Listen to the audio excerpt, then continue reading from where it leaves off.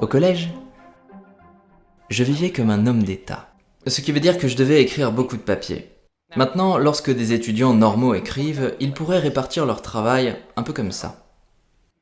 Vous voyez, vous commencez peut-être un peu lentement, mais vous en avez assez fait dès les premières semaines. Les jours qui suivent seront un peu plus chargés, les choses se font progressivement dans un climat civilisé. Et je voulais vraiment le faire comme ça moi aussi. C'était le plan. J'avais tout préparé. En fait, le premier jet devait venir et finalement, j'ai dû faire ça.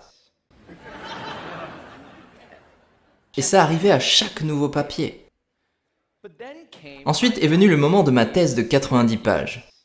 Un devoir que vous êtes supposé mettre une année à rédiger. Et je savais que pour un document comme ça, trouver mon workflow habituel n'était pas une option. Alors j'ai planifié les choses et j'ai décidé de progresser un peu comme ça. Et c'est à ça que l'année devait ressembler.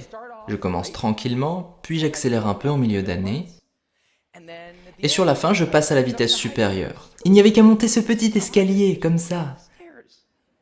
Pas de problème, vous voyez. Mais une chose rigolote s'est produite. Ces premiers mois sont arrivés, puis partis, et j'étais assailli de choses à faire. Alors j'ai fait ce nouveau plan génial.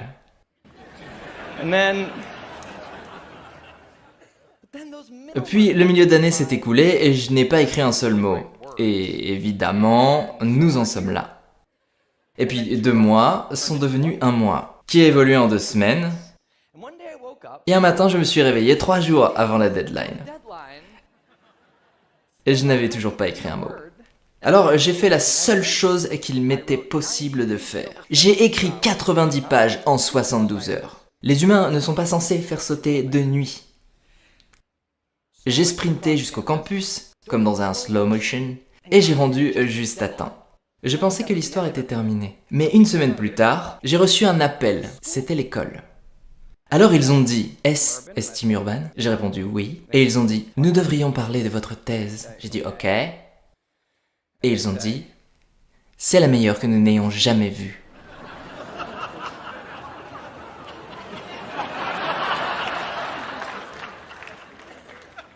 Ça n'est pas arrivé. C'était une très mauvaise. Je voulais juste savourer ce moment où chacun d'entre vous ici penserait « Mais ce type est un génie !» Non, c'était vraiment très mauvais. Peu importe, aujourd'hui je suis un auteur-blogueur, j'ai écrit un blog, Wait But Why. Et il y a quelques années, j'ai décidé d'écrire à propos de procrastination. J'ai toujours eu une attitude perplexe vis-à-vis des non-procrastinateurs autour de moi. Et je voulais expliquer à tous les non-procrastinateurs du monde ce qu'il se passe dans la tête d'un procrastinateur. Maintenant, je tiens l'hypothèse que le cerveau d'un procrastinateur est légèrement différent du cerveau des autres personnes. Et pour tester ça, j'ai trouvé un laboratoire d'IRM qui a bien voulu me scanner le cerveau et celui d'un non-procrastinateur validé. Alors, nous avons pu les comparer et j'ai pris les images pour vous les montrer aujourd'hui. Et j'aimerais que vous regardiez attentivement pour voir si vous notez une différence. Ce n'est peut-être pas si évident, mais jetez quand même un œil, d'accord ? Alors voici le cerveau d'un non-procrastinateur.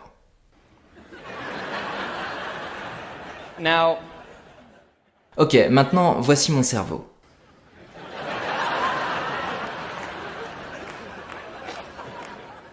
Voyez, il y a une différence. Les deux cerveaux ont un décisionnaire rationnel, mais le cerveau d'un procrastinateur a aussi un singe de satisfaction immédiate. Alors, qu'est-ce que ça veut dire pour un procrastinateur? Ça veut dire que tout va bien jusqu'à ce que ceci se produise. Le décisionnaire rationnel va prendre la décision rationnelle de faire quelque chose de productif. Mais le singe n'aime pas ce plan. Alors il prend les commandes et dit « En fait, nous allons lire entièrement la page Wikipédia de Nancy Kerrigan, puis revenir sur le scandale de Tonya Harding parce que je viens juste de me souvenir de ce qu'il s'est passé. » Ensuite, nous irons faire un tour dans le réfrigérateur pour voir s'il n'y a rien de nouveau depuis 10 minutes. Après ça, nous allons entrer dans une spirale de visionnage YouTube qui commencera par une vidéo de mécanique quantique avec Richard Feynman et beaucoup plus tard, nous terminerons avec une interview de la maman de Justin Bieber. Oh, ça va prendre un certain temps, donc nous allons pas forcément avoir beaucoup d'espace pour le planning de travail d'aujourd'hui.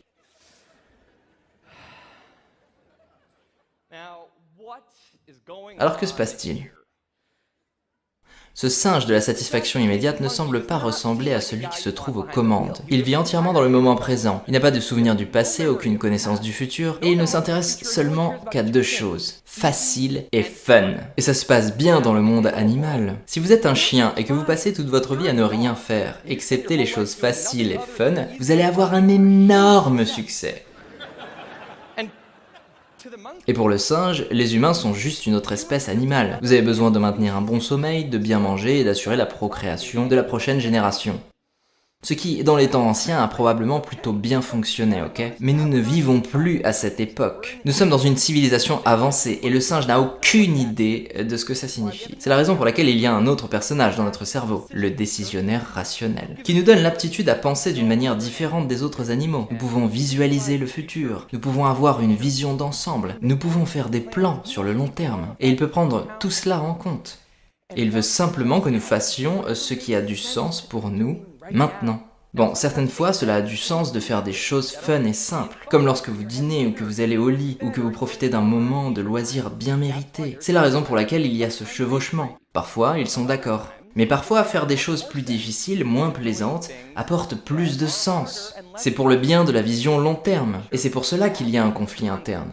Et pour le procrastinateur, ce conflit a toujours lieu d'une certaine manière. Il se laisse aller beaucoup de temps du côté de la zone orange. Un espace simple et fun, complètement inaccessible au cercle du bon sens. La salle de jeu Darkside.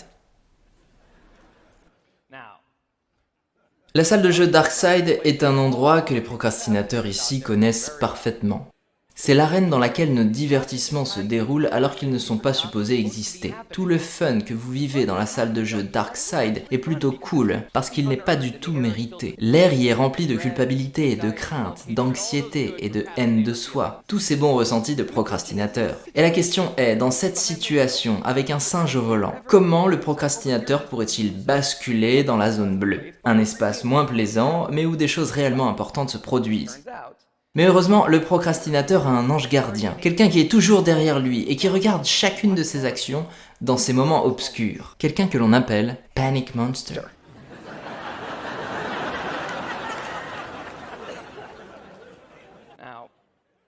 Le Panic Monster dort la plupart du temps. Mais il se réveille systématiquement lorsque la deadline est vraiment très proche, ou lorsqu'il y a un danger de honte publique, d'un désastre de carrière ou d'une autre conséquence terrible. Et chose importante, il est la seule personne dont le singe soit terrifié. Ça a vraiment été une révélation pour moi, très récemment. Parce que des gens de TEDx m'ont contacté il y a 6 mois, et ils m'ont invité à faire un TED Talk.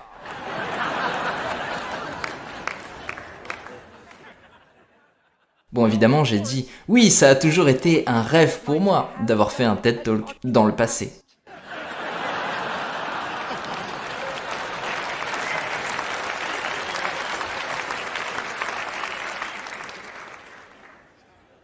Mais au milieu de cette excitation, le décisionnaire rationnel donnait l'impression d'avoir une idée en tête. Il disait « Sommes-nous clairs avec ce que nous venons d'accepter? Avons-nous bien saisi ce qu'il se produira un peu plus tard? Nous devrions nous poser et travailler là-dessus dès maintenant. » Et même le singe avait répondu « Totalement d'accord! Jetons un œil à Google Earth et zoomons sur le sud de l'Inde à environ 6000 mètres du sol. Faisons défiler ça sur toute la surface du pays pendant environ 2h30 et ça nous donnera une meilleure idée de ce qu'est l'Inde. »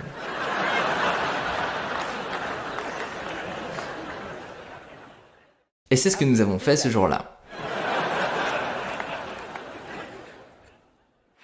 6 mois sont devenus 4 mois, puis 2, puis 1. Les employés de TED ont décidé de dévoiler les intervenants. J'ai été sur leur site web et il y avait ma tête. Je me suis regardé bien dans les yeux et bien sûr, qui s'est réveillé? Le Panic Monster a commencé à perdre la tête. Et quelques minutes plus tard, tout le système s'est activé.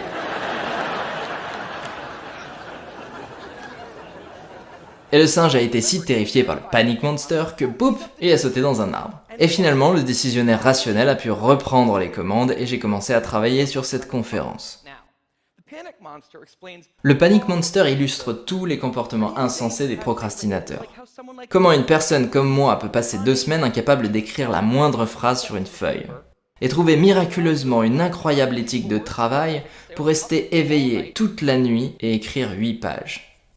Et tout ce processus, avec ces 3 personnages, illustre le schéma du procrastinateur. Ce n'est pas joli, mais au bout du compte, ça marche. Et c'est la raison pour laquelle j'ai décidé d'écrire là-dessus dans un blog il y a une paire d'années. Et quand je l'ai fait, j'ai été surpris par la réaction. J'ai littéralement reçu des milliers d'emails, de toutes sortes de personnes, de partout dans le monde, faisant toutes sortes de choses. Il y avait des infirmières, des banquiers, des peintres, des ingénieurs et beaucoup d'étudiants en doctorat. Et ils écrivaient tous la même chose. Moi aussi j'ai ce problème. Mais ce qui m'a surpris était le contraste entre la légèreté de mon post et l'intensité des propos tenus par les gens. Ces gens écrivaient avec une frustration intense lorsqu'ils évoquaient ce que la procrastination avait fait à leur vie, ce que ce singe leur avait fait subir. J'ai pensé ceci. Si le schéma du procrastinateur fonctionne, pourquoi ces gens sont-ils dans une si mauvaise posture? Et il est apparu qu'il y a deux types de procrastination. Tout ce dont j'ai parlé aujourd'hui et les exemples que j'ai donnés ont tous une deadline. Et lorsqu'il y a une deadline, les effets de la procrastination sont contenus sur le court terme, parce que le panic monster est impliqué. Mais il y a un autre genre de procrastination qui arrive dans des situations où il n'y a pas de deadline. Alors si vous voulez mener une carrière par vous-même, quelque chose dans l'art, quelque chose dans l'entrepreneuriat, il n'y a pas de deadline claire pour ces choses, parce que rien de spécial ne le signale, pas tant que vous n'avez rien pondu.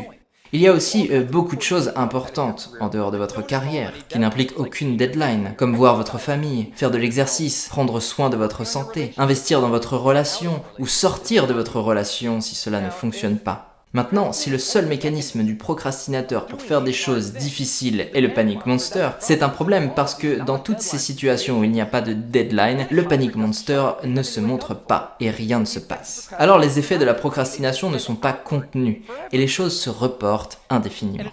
Et ce type de procrastination à long terme est moins visible et on en parle moins. Et c'est beaucoup moins drôle que les petites deadlines. On en souffre en silence et en privé. Et ça peut être une puissante source de malheur et de regret sur le long terme. C'est la raison pour laquelle tant de gens ont écrit, et c'est la raison pour laquelle ils sont dans une si mauvaise posture. Ce n'est pas une charrette sur un ou deux projets, c'est une procrastination long terme qui les font se sentir comme spectateurs de leur propre vie.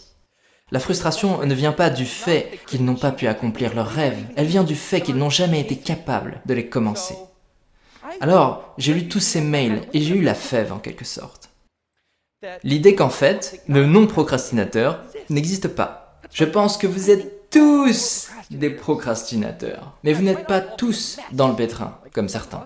Et peut-être même que certains d'entre vous ont une très bonne relation avec la deadline.